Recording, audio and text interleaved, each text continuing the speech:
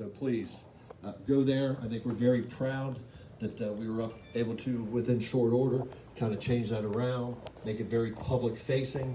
As we move forward, it's my intent to actually put many more data sets out there for public dissemination. We're just not there yet.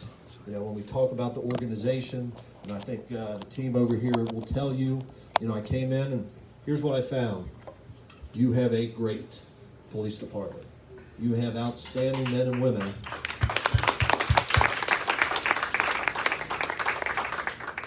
that serve this city every day. Are we struggling in a couple areas? Absolutely. And one of them is technology. You know, for whatever reason, the PD kind of got left behind in regards to technology. So when you look at waves, there's going to be about a 10-day delay. So we talk about actionable data. I really don't want to be dealing with 10 days, but that's where we find ourselves because these men and women are still doing handwritten reports in the cars. We don't have mobile field reporting for whatever reason. I'll clap about that. Right. And so hopefully technology and a new RMS is right up there with addressing our staffing and recruiting and retention issues. We're very lucky that there was already some money allocated for us to look at a new RMS system. So we are looking, we've got a team together. We put Captain Billy Zelms in charge of a Special Projects Technology Bureau to really hopefully bring us a new records management system that is modular, forward-looking, forward-thinking as we move into the future, that when these men and women are in the car and are making a NIBRS report, that as soon as they hit send, it automatically populates, and we have that data set. Now we know data is a living, breathing thing. It could be changed, it could be unfounded, it could be reclassified, but at that point in time, we have a true, real-time picture of what is going on in Virginia Beach to help us manage and respond to these incidents that occur. So, you know, as we move forward, now I put it out, technology is one of the top issues, as well as stabilizing the exodus of men and women that we have from this organization. But what I will tell you is we'll continue to work hard for everyone in this room, and you know, we're very happy to do so. And I'm not sure if I think that may be the final one. That is the final one, yes, sir. So that's where we are in regards to Part 1 crime. I think it tells a very compelling picture that where we are, especially in regards to other cities our size, that we are in a very, very good place. We will never take our eye off the ball. We will make sure that we work hard to keep our numbers where they are and bring them down where possible. But I ask everyone in the room to please be the advocate, please be the voice to put things in perspective when we hear that things are going haywire, because not really as bad as what some may lead us to believe. So I think the gentleman in the far back was first. When you talked about the potential spike that you were asked about, what's the relationship here of the police with the media as far as them skewing the numbers, you know, for political reasons? Now, I don't know that they can really skew the numbers, because for the most part, those numbers haven't really been out there. You know, I think now that it's on the web, that they'll definitely be taking a look at those numbers, and I'm sure that if we see an increase, and if it's a 28-day increase, you know, our good friends at the media will tell a story that however they feel that they should tell it. But I think that goes back to, we have to have a good working relationship, a cordial relationship with the media, but as a police department, we also have to be very forward-thinking in our media and our communication strategy. We can't allow the media just to tell our own story. So we have to tell it as well, to put it in perspective and make sure it has the necessary context. So we just hired a new media liaison. Jennifer Craig is a retired Navy lieutenant commander, maybe, and she has come in just this past week, very motivated, very energized. Being you know, an Army veteran, I really hope she'd have been an Army veteran, but we'll take a Navy veteran. So. Chief, could you ask Councilman Moss to join you up there, because he wants to talk about your presentation. Yes, sir. Councilmember Moss, did you want to come on up and we'll finish answering any questions that? I just want to say He did, oh, I'm sorry. two things. One, I don't need that, I don't think, I don't hope. One, I had asked the chief, and of course we got a new city manager, so we can get unfiltered, unvarnished input from our line managers. I've had asked him to tell us what he thinks he needs to deal with the recruitment and retention issues. Give us the problem, then we own it. I always say in life, don't be the most senior person that knows something, because then you own the problem. And we're the people that's supposed to be accountable for public safety. In the end, you deliver it with the men and women, which is great, but ultimately they come and tell us what that is. We'll see what happens in the budget process. You can never have everything. But on this car thing, it's a 20% productivity gain, because you just don't realize, even for a traffic incident, how many times they hand fill out all that stuff over and over and over. Unfortunately, we don't have Elon Musk in charge of our IT department, or we would have had it solved long ago. But it is an issue, which you're right, it's a big game, and we are gonna have to do some significant changes, I believe. I'm looking forward to your recommendations on retention and recruitment. And I know I get in a lot of trouble for saying this, and I'm gonna say it again because I publicly said it. We can't solve this problem by saying, just because one person, one group of people hard to recruit gets something that everybody who isn't has to get it too, because we can't afford that. We have to target our resources to the problems that we have to solve. I know that doesn't go over well, but it's just the truth. And so I look forward to your report. But you can see now why I just brag on this. This guy really has brought a fresh perspective to our police department and to the men and women who serve there. And I appreciate, I can see why Cincinnati is sorry that you've left, but we're glad you're here. Thank you. Couple more questions? Let's go two more. We're running late because we got. This gentleman here was next, and then. Yes, sir. Just wanted to personally thank you, probably don't know who I name. You did initiate another look at a case where my family was shot at in October. Yes, sir.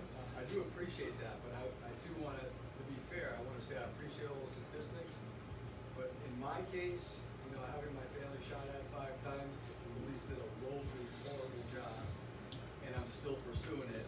But I do appreciate you looking at it and pushing the back to the department. Captain Harris has been great so far, but I'm awaiting disposition. But I have to tell you, to some degree, I lost a lot of faith and confidence in the way we were treated. So, having looked at the investigation and the way it went, I'm hoping that some of the impetus isn't to, let's get the numbers down at all costs. Because if you're shot at, I want that to be on the record when you're shot at. It is counted as an aggravated assault. And Mr. D. Yes, sir. I appreciate it, and I know they're looking into it. I know Captain Harris has been having that dialogue, and I would just ask you, don't label us on one incident, please. I'm not. When it's an incident, when my whole family, including my grandchildren, are shot at, it takes a little bit more of a personal perspective. Absolutely. So. I do appreciate your help. Yes, sir. And we knew 2 more. I think this young man right here, and then you, and then the wife is waiting on me. We're going to go look at houses.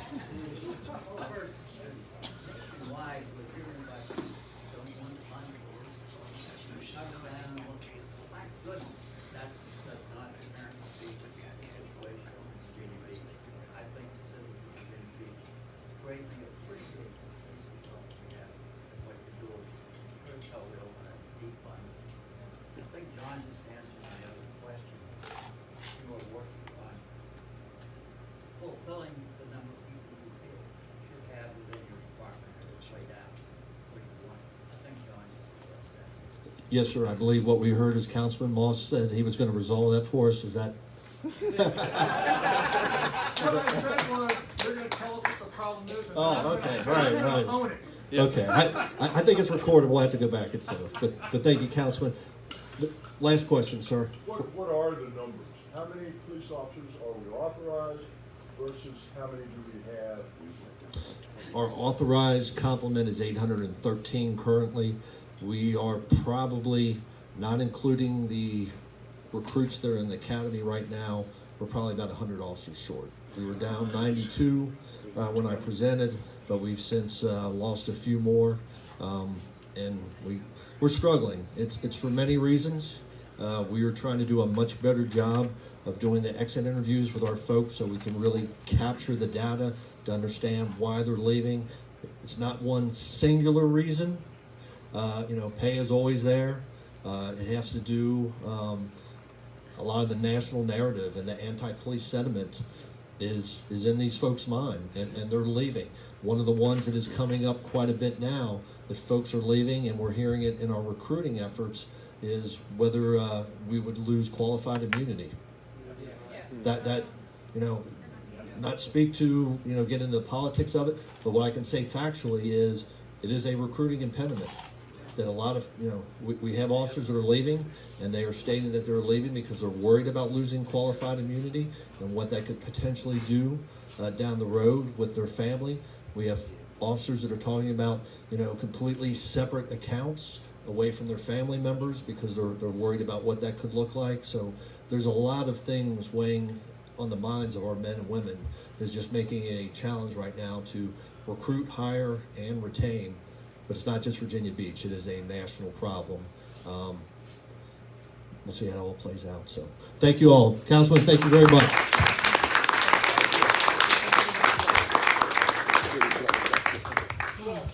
Robert asked me if I would introduce a good friend.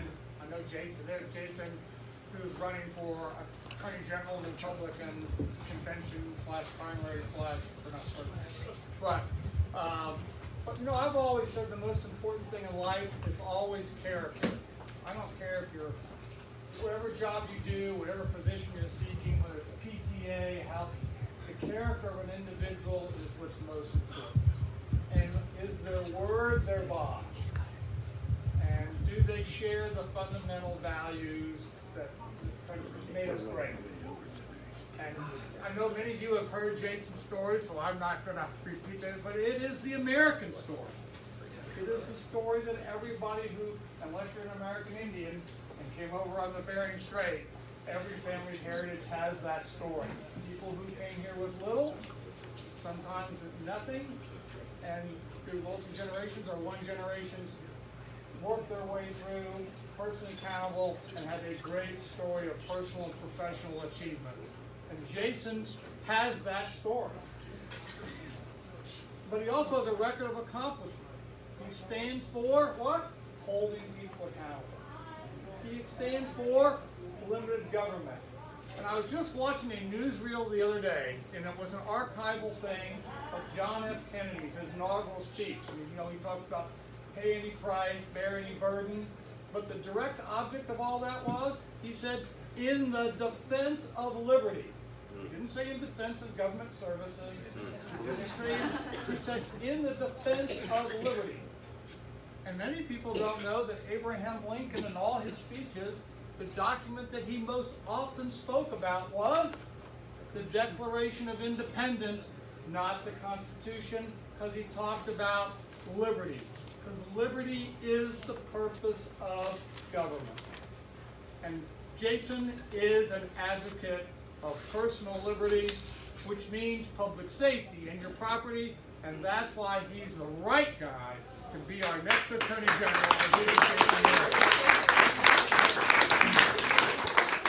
Jason, give me 1 second. I'm sorry for the length of today's program, but I think the Chief's presentation was essential to downplay everything that's going on, all the negativity out there in the community, so I apologize. And Jason. Thanks, Robert. Thanks, John. I appreciate the eulogy. It's great to be with you all. So many of you all are dear friends. John, I see Laura Hughes. I see the Commodore. I see David. I see so many of you all that I've known over the years. A lot of you all know me. I represent the oceanfront area of Virginia Beach, Great Neck area of Virginia Beach, in the House of Delegates. And I'll talk real quick. I'll touch on that real quick about what we've seen. And you have a lot of legislators who think they represent Vermont instead of Virginia. But I think ultimately, kind of a big picture, these issues that we're facing, and the reason why you all are here on a Saturday is because we're seeing issues facing our country that I don't think any of us thought we would see in our lifetime. And it affects me personally. I am happily married to my wife Paige for 16 years. We have 3 daughters, Gabriella, Elena, Sophia, 14, 12, and a very precocious 9. And I love my family, and it was a big decision for me to decide to get out and decide to run statewide, because most nights you're not sleeping at home. And I like to say, I married my wife for a reason. She's my best friend. So being away from my best friend's not necessarily easy, but I love this country. And the reason why I decided to run literally was a conversation I had with my mother the Friday night before the election. And if you know my family story, you know that, I like to say it doesn't begin in Virginia Beach. It begins in Havana, Cuba, when a scared 19-year-old girl literally got on an airplane with nothing, literally homeless and penniless. And when you grow up in a household where the idea of socialism and communism is not theoretical, it's what you hear every night around the dinner table about the results of what happens when government decides they're going to control every aspect of your life. I can't tell you how much that impacts you. But it was a conversation we had the Friday night before the election, and it was the first time I talked to her. If you know Cubans, we love politics. She took me to her first time she could vote for president, to vote for President Reagan in '84. It's one of my earliest memories. It was the first time of all the years we've talked about politics, she was scared. Now, I come from a broken home. That's a hard thing when you're a son and you hear your mama scared. And I said, Mamita, what's going on? And she said, I never thought I would live a time in this country with the same rhetoric I used to hear in Havana, Cuba in the 1960s I hear today on the streets of America. When you have Democratic politicians like Elizabeth Warren who says, you didn't build that. That's exactly what Fidel Castro used to justify such unspeakable horrors. C.S. Lewis has a great quote where he says, of all the tyrannies in the world, the worst tyrannies are always the tyrannies done for your own good. So in the name of fairness and quality, obviously they took first the big business and the small business and the big farms and the small farms, and they came to our home, they took our home. All in the name of fairness and redistribution of wealth. So imagine somebody coming to your house and posting a notice on your door saying property of the socialist revolution, and everything you have in this world, every piece of jewelry, every furniture, every piece of clothing, anything, any money you have in your bank account, it's all taken from you. All in the fairness and equality slogans that we hear now so often. And so yeah, she got on an airplane in the fall of 1965 with nothing.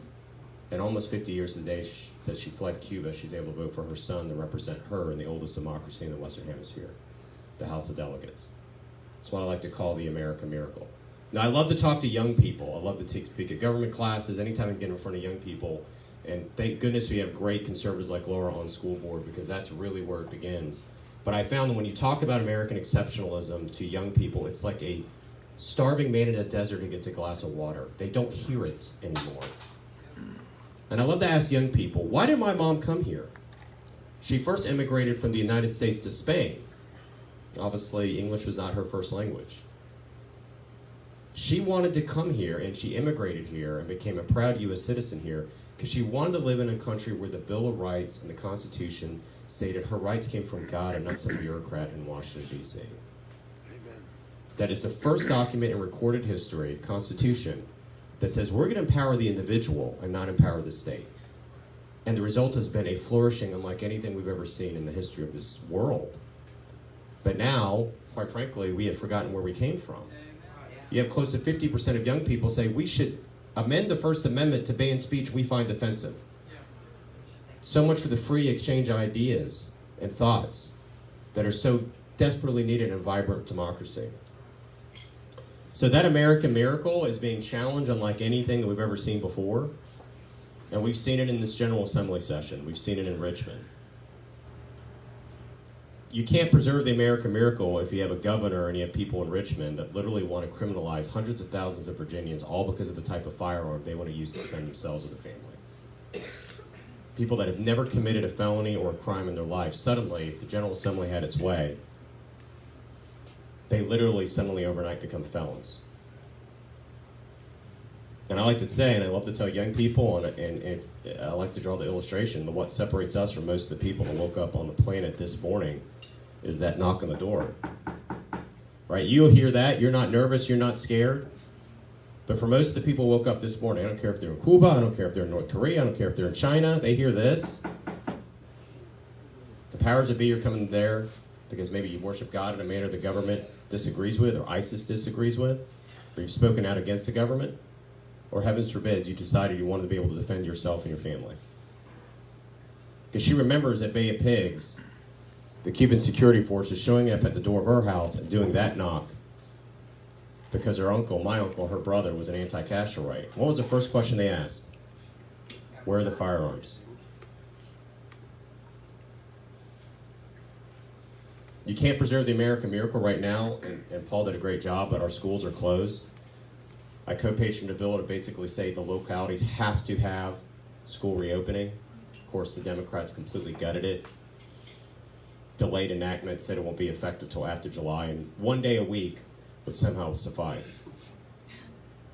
I was talking to an individual in Colonial Heights who said they just did a survey of their students. 40% of their students had suicidal thoughts or iteration in the last 10 months. 40%. We know from scripture, we just know from life, man is not meant to be alone. We have literally, if you've ever had a loved one that's dealt with depression or addiction, you know social isolation is the worst box you could put them in, and what have we done to our kids? We've literally put them in these socially isolated boxes, and they are literally crying out, we have to get back in school. You can't preserve the American miracle as we've seen, and it's been talked to, and I think the Chief of Police does a wonderful job, but he probably has to be much more politically correct than I will ever be. When literally you're saying the doors of our schools are closed, but the doors of our prisons are wide open. You literally have Democrats that are basically saying criminal first, victim last mentality in Richmond. You have a parole board that is so out of control I can't even begin. And that literally are breaking the law in order to let convicted cop killers back on our streets. Vincent Martin was sentenced to 30 years in prison for multiple armed robberies.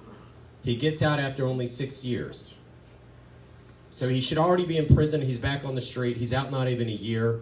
He commits another armed robbery. He's leaving the scene of the crime. He commits a traffic infraction. A young 23-year-old Richmond police officer by the name of Michael Connors stopped him, walked up to the car, had no idea what he was facing, was shot in the neck. Michael Connors is on the ground, struggling to survive, and Vincent Martin calmly walked over and put 3 bullets, execution style, in the back of his head. Now Vincent Martin was given life without the possibility of parole. What does that mean to everybody here when you hear that? Does that mean you get out? No. Vincent Martin's out. He's out. He was asked by the media if he had any regrets. He said nope. They have a bill to automatically restore the rights of felons, so he'll get to vote again. And we found out the parole board literally broke the law by not even trying to contact the victim's family, Michael Connor's family. Gregory Joyner abducted, strangled, and raped, and murdered 15-year-old girl, beautiful 15-year-old girl, Sarah Jameson. He was given life without the possibility of parole. 2 years ago, the parole board said, don't let him out. He has a history of violence. But in today's new progressive Virginia, Gregory Joyner's back on the street. He's in his 40s. He gets to spend the next 40 years having Thanksgiving with his family. Sarah Jameson never even got to celebrate her prom, experience love or life. On pretty much every single issue you can imagine, in one way they are trying to criminalize law-abiding citizen just because of the type of firearm they want to use to defend themselves. But then at the same time, they're letting out felons as quickly as they can back on our streets.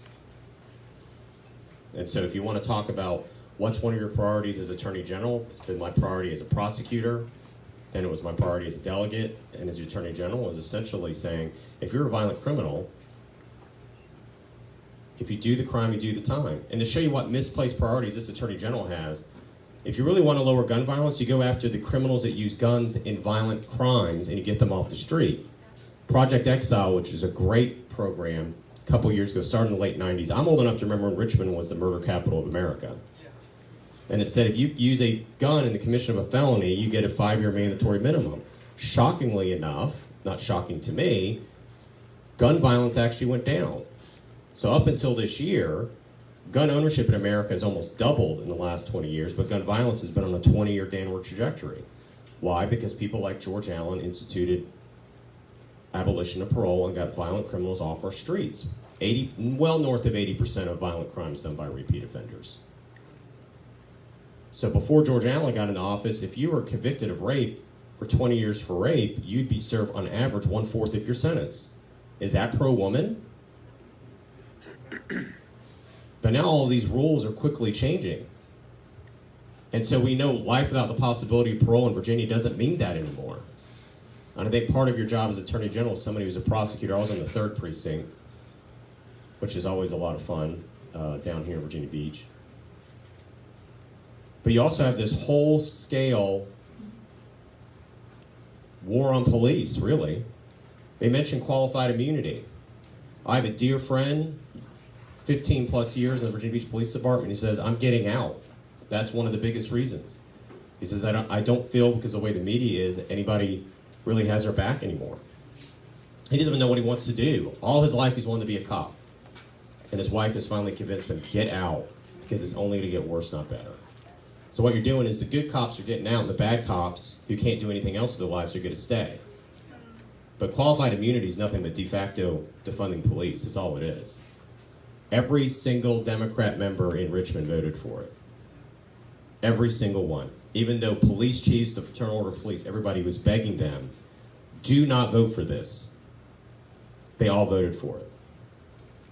So listen, the election this year matters a heck of a lot. It's really to determine whether it could be the northernmost southern state or the southernmost northern state. We're either going to turn into Massachusetts and New York, or we're going to look at all those great successful policies in places like Texas and Florida and South Carolina that's led to job growth, led to people actually moving there. Virginia has had a net migration of people actually leaving our state. First time since Calvin Coolidge. You're making our streets less safe, you're taxing us to death, you're regulating to us, you're not giving any consideration for businesses. I had a bill that would give COVID-19 liability protection. They didn't even get a hearing, but they could find time to ban styrofoam cups. You know, and John Moss talks about accountability. We had a bill, it was actually last year, that would require labor union on project labor agreements to require on government contracts. In this case, it was a Dulles Corridor roadway, saying you have to use union contractors to build this road. Now, 96% of construction workers in Virginia aren't unionized. So I asked the patron of the bill, who kept telling us this is going to save money. I said, the cameras are rolling. Can you pledge right now, while the cameras are rolling, that in 24 months, when this shows this is actually costing the taxpayers more money, will you pledge that you will come back and introduce the bill to repeal this? And his response was, I am utterly insulted by your question. Shocker.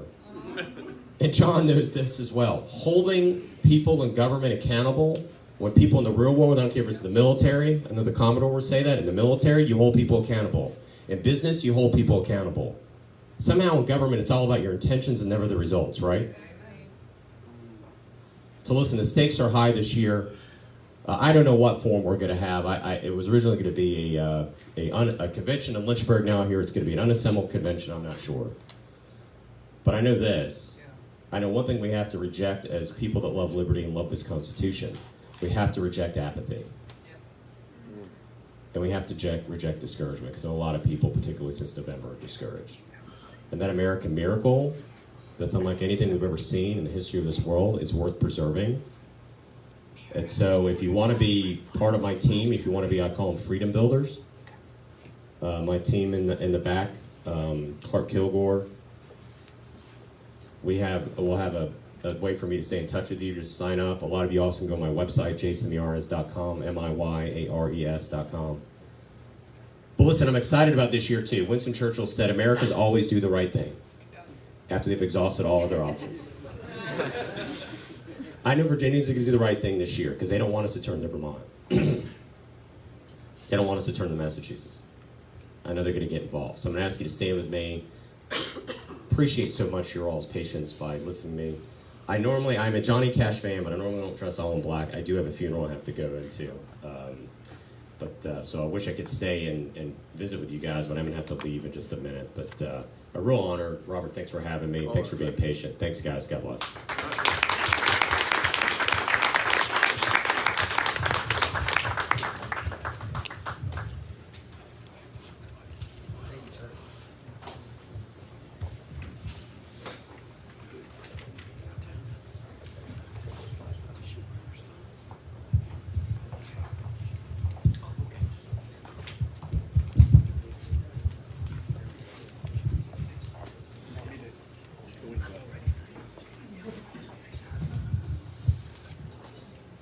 Ladies and gentlemen, it's been a great meeting today. We've had a lot of great speakers, a lot of input.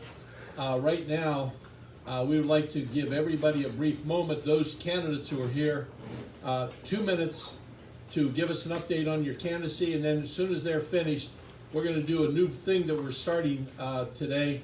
It's called It's Your 2 Cents, and we're giving everybody 1 minute to get up here and rant about whatever you want to say, and we'll just leave all the vulgar language up in Richmond with the Democrats.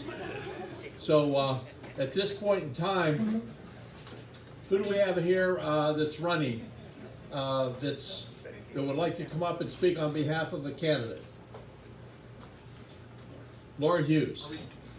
Are we going to do all the governors at the same time? No, we're just going to do it as the hands go up. Very good.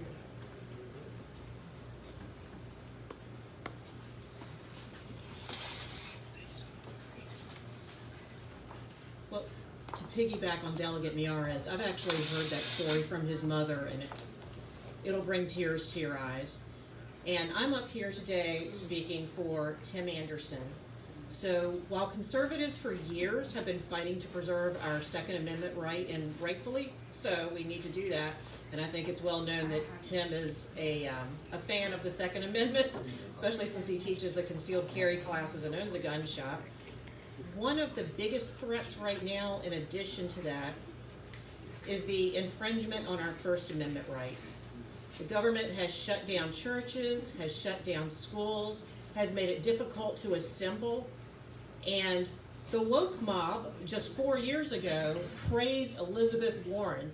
Nevertheless, she persisted, was a whole cottage industry. You can still buy things where she continued to speak out of turn against procedure. Today, the woke mob tries to silence anybody who disagrees with anything. Just 4 years later, we had a Virginia senator censured for speaking on her own time, on her own social media. You can like Amanda Chase or you can not like her, but it's not illegal to say things just because they're not popular or because you disagree with them. Tim Anderson is out there fighting for your First Amendment right. You have a right to speak. You have a right to disagree. Disagreeing with someone saying something that's unpopular does not make you racist. It does not make you homophobic. It does not make you misogynistic. It makes you an individual, and it is largely what this country and this state was built on. Tim Anderson's a fighter who will fight for your First Amendment right, your Second Amendment right, and all of the others. Please support him in the primary and on Election Day in November. Thank you.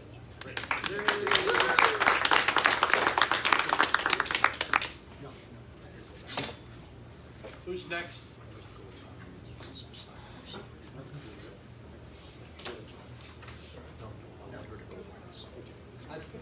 I promised our singer that she would be able to speak later because I've always brought the ladies up first. So who wants to talk next? Okay? Yeah. Eric Ray is speaking. Repeat. Yes, sir. I always want to say this. Hey, y'all. So I'm Eric Ray, y'all have seen me up here before. I'm not going to take too long. Robert has to get back to the home. So Pete Snyder's running for governor, and he has a meet and greet tonight. Okay, well I can say something about that. Tonight at 6 o'clock at the Surf Club Ocean Grill. That's at 5700 Atlantic Avenue. That's at the ocean front, and he also wants me to give you his cell phone number. I do it all the time.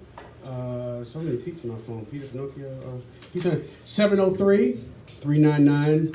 703-399-9548. Please come out tonight. You can meet him and just kind of grill him yourself. The one thing I will say about Pete is he's reliably conservative.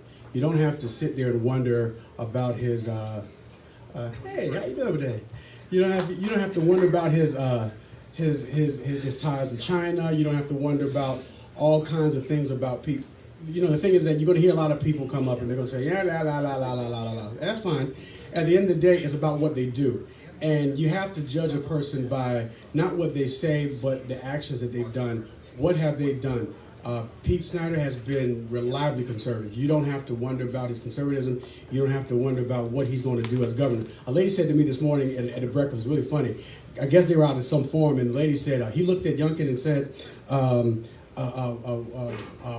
if I hit you, you know it. Why would he say something like that? But you're a Trump supporter.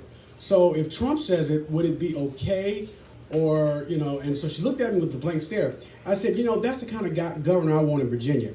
I don't want someone who's going to go play nice with the Chinese, sit at the table and just play nice. Because what has that gotten us? That's gotten us bad government. It's gotten us where they're getting ready to outlaw Dr. Seuss. I thought I would never live to see Dr. Seuss become a racist.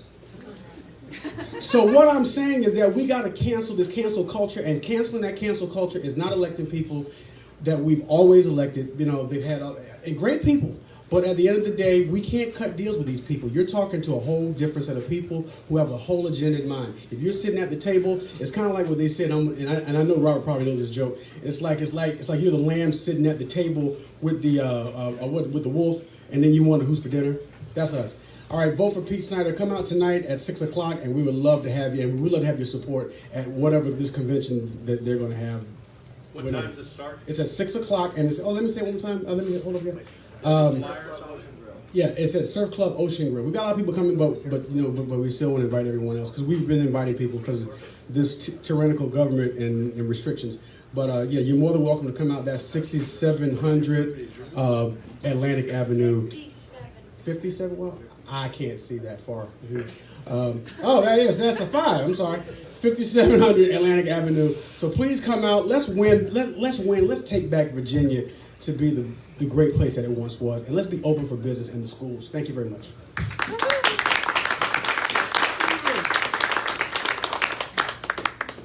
Are there any other candidates, male candidates at this point in time? Because Dr. Yes, sir? Ladies first. Youth before beauty. Oh. Well, you've outdone me in a beauty contest, I promise you that. I was born in 1995. Where were you? Okay. All right. You want? Come on. Go. Come, Matthew. I have to say it works out because I got to go to the bathroom anyway. My name's Matthew Criddle. I work with Glenn Youngkin for governor. Y'all probably seen ad after ad after ad because he's really getting his name out. So he's pro-life, pro-gun, limited government, and 3 particular things I want to point out about Glenn is I have to admit, even after signing on his campaign, there were times I was like, is this really the right guy? Can I find someone better? I'm kind of iffy about some of these things I'm hearing. But when I go to the forum last Sunday and I watched him answer all those questions on point, he sold the deal to me. He's getting tougher. I think we're really getting a fighter out of him. He's not someone who's ever been in politics before. You don't have to worry about him being part of the swamp or part of a Richmond insider group. He's so rich, you don't have to worry about someone buying him out because who can buy out Glenn Youngkin in this state, really? And 3 particular things I like that he is focused on is he has already signed a pledge not to raise taxes.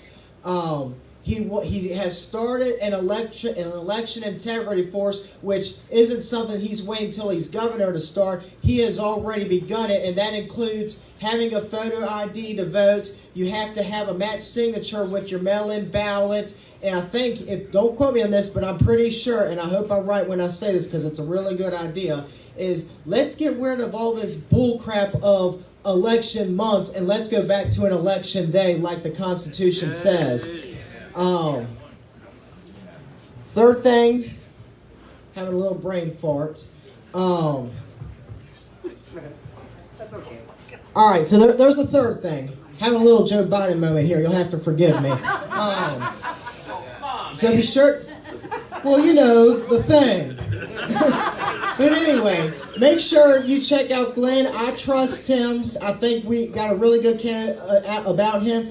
Don't believe all this fake news you're hearing about him. The way whoever's behind this scam about China and everything, he has done business with China, but he's like Trump. He knows how to deal with China and negotiate the best deal. And you can even find the clip I got on my phone for anybody who wants to see it. Donald Trump has personally thanked Glenn Youngkin and the Carlyle Group for what he's done with China So check Glenn out. I got the delegate sign-up sheet if you want to look him, if you want to sign up to be a delegate, and even if you have already committed to another candidate, at least make him your second choice, because we got to back somebody. I mean, do you want crazy Tara McAuliffe for another 4 years? Woo! So, anyway, all right, thank you.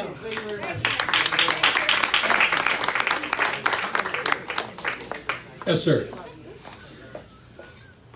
I insisted other people go first because I've been going first this whole time. Hi, my name's Esther DeBoard, and I'm a proud representative of Kurt Cox for governor. And I think from what we've heard from Police Chief as well as Delegate Miares, we are in a crisis when it comes to handling crime, especially with the recent news of the parole board. Kurt Cox has already promised that he will fire the entire parole board if Governor Northam does not already. And I don't think I've heard a single other gubernatorial candidate talk about that issue. So I appreciate what Kurt Cox is doing when it comes to handling crime, especially when it comes to not granting parole to violent felons. And I'm speaking as the sister of a former cop and someone who was at UVA when Hannah Graham was raped, murdered, and her bodies were found 2 months later. That was my first year at UVA. It was welcome to UVA. Additionally, I wanted to address the issue on Medicaid, as someone brought that up at the Tea Party dinner on Thursday evening. They asked if Kurt Cox voted to expand Medicaid. It was more of a Medicaid reform. It was going to pass anyway, and Governor Northam was ready to sign it. However, Virginia had not had a work requirement for Medicaid in 2018, so it was a requirement built in so that people who were able-bodied and didn't have children would be required in order to be eligible for Medicaid. And hopefully with having a job, they would be able to lift themselves out of that low-income subsidy. So thank you, Kurt Cox, for not making us pay more than we need to regarding that. Additionally, Kurt Cox is in the bluest Republican House district in the Commonwealth. It is 46% Republican, 30% minority, 17% black. With those demographics, he not only won in 2019 to retain a seat, he won by 5 percentage points, or 1,300 votes. That's a pretty significant voting block. And we will not be able to win the Commonwealth unless we win in blue districts like in Northern Virginia, in Richmond. So we have a candidate who can win. And additionally, when it comes to the job economy, it was under Kurt Cox's leadership as House Speaker that Virginia was the best state to do business with in the country, thanks also to former Governor Bob McDonnell, who along with former Governor George Allen have endorsed Kurt Cox for governor. And I think most of you have already heard me speak about other things like the tutoring plan, and he has a 10-point tutoring plan, because even if we reopen our schools, we have a lot of learning loss that our students have suffered with. So he has a plan that will help bring students up to speed with one-on-one learning when it comes to hiring substitute teachers, retired teachers, and student teachers to bring students up to speed.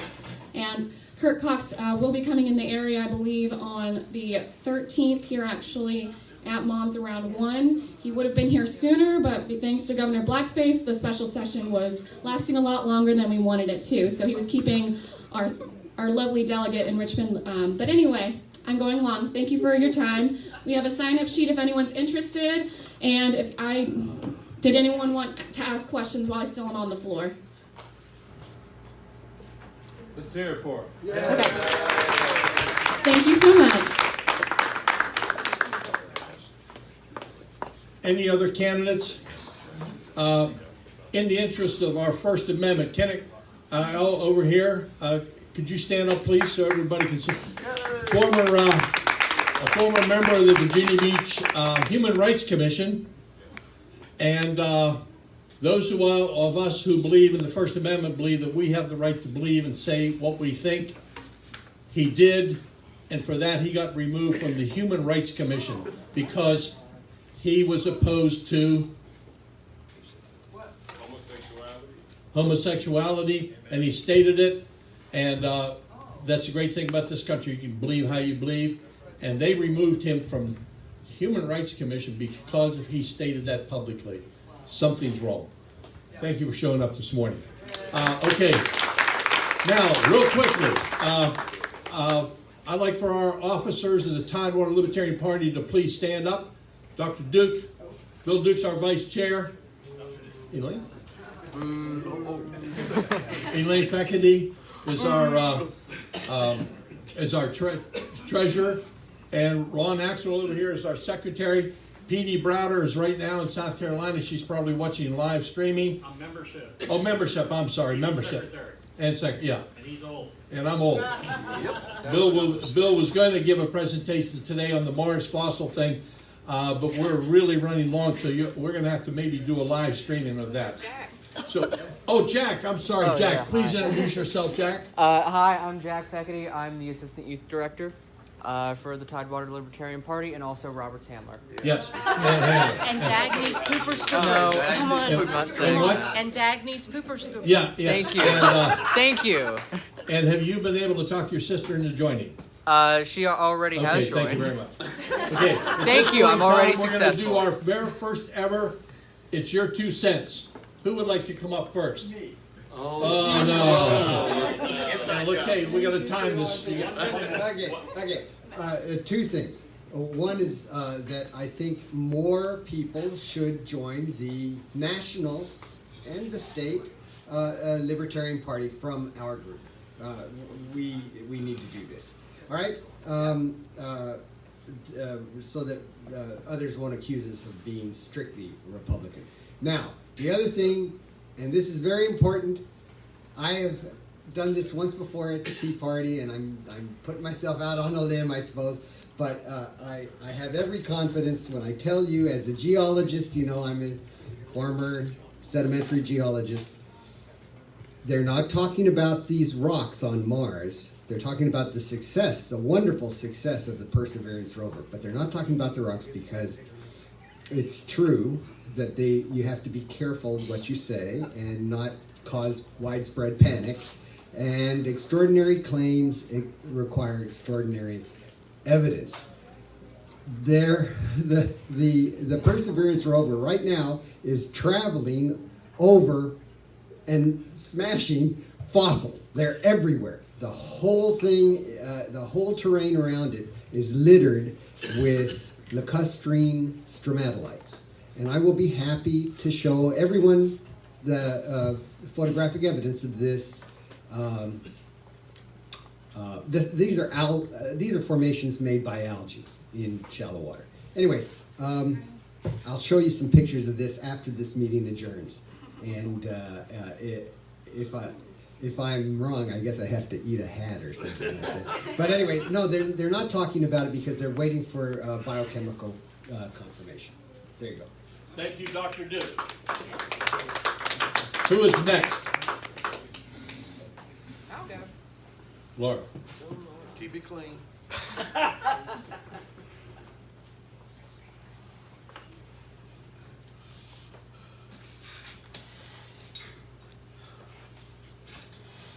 So we fought really hard to open up the schools, and I'm learning now that option 1, which should have been face-to-face learning, apparently means a lot of students are showing up for school, but the teachers are still at home. I'm hearing from parents where their children are sitting in a classroom with a monitor on their Chromebooks, just like they were doing from home. Sometimes they go to the library too, apparently. And one teacher has said she'll return when the world is safe. So, good luck with that. when the world is safe. We have a couple of parents here who have had some of these issues, and so I would be happy to cede the rest of my time to hear from some of them. Oh. And reach out to me if you're having this issue, because I would like to reach out to parents, so people who are out there. Jack? Yeah. Did you want to talk? No, I just had a question for Ms. Laura. So I heard about a new policy in regards to option 1 students. If you're sick and then you join a class on Zoom, you're still counted absent. Have you heard anything about this? Only from parents. Okay. So I'm going to be looking into that. It would seem to me that one of the benefits of keeping a virtual option would be that if a student is sick, they could still attend class. So counting them absent makes no sense to me whatsoever. Mm-hmm. And I never heard about it until parents reached out to me questioning it. So I am going to be looking into that. All right, thank you.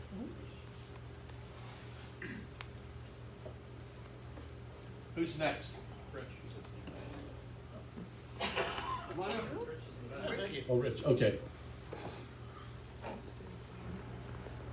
What do you want me to do? Good morning, everybody. Hello, Dr. Duke. Three things real quick. I'll probably just take a minute and 11 seconds of your time. Jason jumped out of here quick. I didn't get a chance to ask him something if he knows the difference between a constitutional republic and a democracy. We're not a democracy, and he used that term about 5 times. Not good. Just personal. Okay. And also, don't blame my tribe for Elizabeth Warren. She still has no reservations.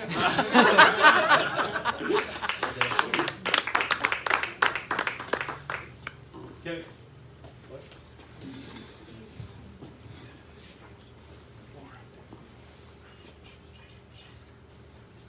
Peace and love, y'all.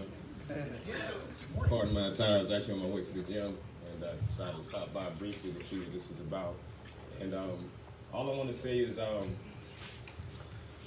first on the topic of what Robert asked me to speak on earlier, the reason why they asked me to step down was because I quoted the Bible, and I'm not a Christian. And it disturbed a lot of people.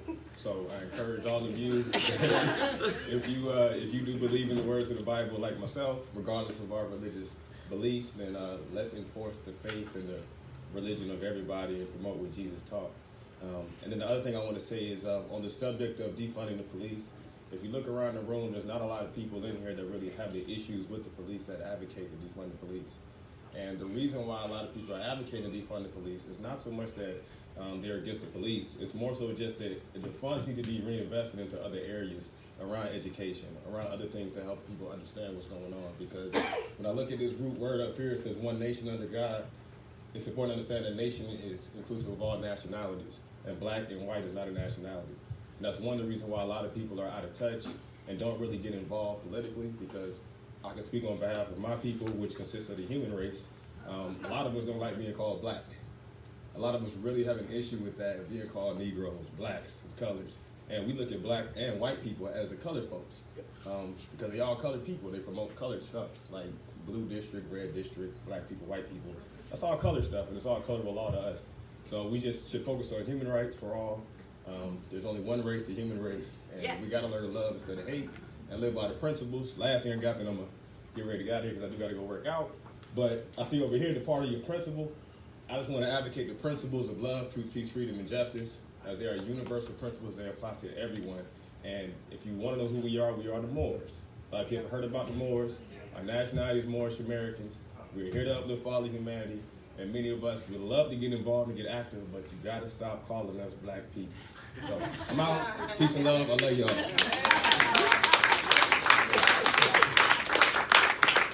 Yeah, the term has changed, but it's NAACP. Hey, they still use the word colored, so I guess we're supposed to, National Association of Vets of Colored People. So next is this young lady right here. Could you please identify yourself when you come up to the mic?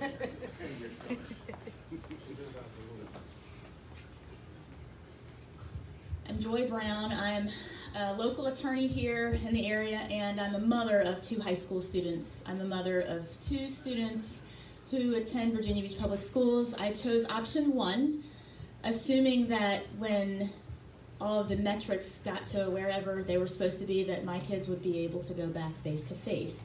And February the 22nd, my kids were able to go back to the building, except when my kids showed up, their teachers were still at home. One of the teachers was still at home. My daughter flipped open her laptop and just logged on to Zoom.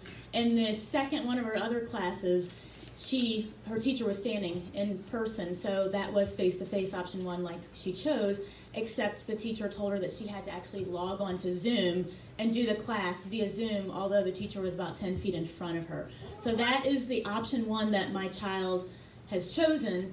My son actually got an email from his teachers the guidance counselor yesterday, because my child is not going back to school just to do the same thing he's doing at home. So we're logging on via Zoom at home, and they've told him that he's going to be marked absent every single day. He's not physically in the building, flipping his laptop open on Zoom. Now, mind you, those are only 2 days of the week because he's only allowed to come in the building Thursdays and Fridays because his last name is R. So 3 days a week, if he stays at home, he's okay and he won't be marked absent. But 2 days a week, if he stays at home doing the same thing, he's going to be marked absent. So I just responded and said, until option 1 is actually face-to-face, then my kids are going to stay at home. They want to switch them to option 2, which eliminates any possibility of them returning to school the rest of the school year, even if for some reason we get to return to school and schools are open. So, parents, please speak up and speak out. I would love for parents to be able to get together and change this. They told you that the child couldn't come if they were in option 2? Yes, option 2, the kids cannot come back face to face. Ever? Like? Oh no, as long as the option 1, option 2 is an option. As long as that's being being implemented, option 2 means the kids have to stay at home and attend school virtually. Now, I'm sorry to bother you here, but no. If they're in option 2 at this moment in time, they can't get into option 1 if they change their mind? At some point, they were able to, when the metrics changed and some of the definitions changed, at that point the kids could switch from option 1 to option 2 and option 2 to option 1. But at this point, the kids can't, the kids, as far as I know, once you choose option 2, you have to stay in option 2. Once you choose option 1, you're supposed to stay in option 1. There's a wait list for changes. Okay. And that's another reason they want my kid kicked out of option 1 to option 2, because they said there are other students that want to change, so they want my kid to be stuck in option 2, even if there's a change. Thank you very much. If there's no other comments from anyone, thank you. Elaine, I'm sorry. I'm good. Oh, you're good, Sure. okay. 50-50, yes. Please pull out the tickets for 50-50. Not me. I need Esther. Oh, okay. Mine is it's taped at the bottom. Okay. 609060. Got it. Yeah, Maureen. Oh, but it is mine too. My name is right there. Okay. Chairman, entertain a motion to adjourn. Is there a second? Second. All approved, say aye. Aye. See you, everyone, in 2 weeks. And Eric Ray will be here also. Late. Thank you. Again. What else is new? Yeah. All right, you want me to?